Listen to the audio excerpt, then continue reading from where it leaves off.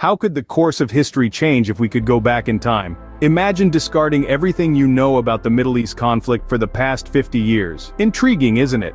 Picture a time when the Middle East, once under the Ottoman Empire's control until 1922, was a British mandate. A time in the mid-1940s, before the birth of the nation of Israel. What if, during this crucial period, the Jews, Palestinian Arabs, and the United Nations came together in a conference to negotiate their futures? Picture this: a history simulation where students represent leaders from the Jews, Palestinian Arabs, and the United Nations. Their goal?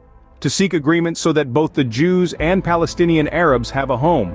This simulation takes us back to the mid-1940s, before the modern nations of Israel and Jordan were recognized by the United Nations.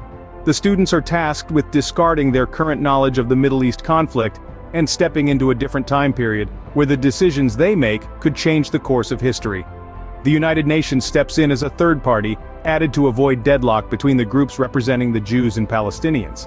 But the UN also has its own goals to push, which may or may not align with the interests of the other parties. In this simulation, the decisions made by these young representatives could impact not only the region's cultural harmony but also the economic, political, military, and strategic interests of global superpowers.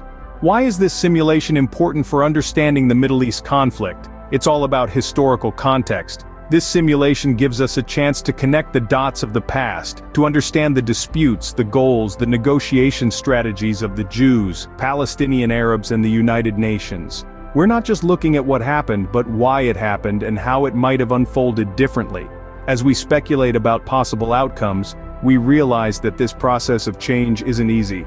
But perhaps through understanding and negotiation, a different path might have been possible.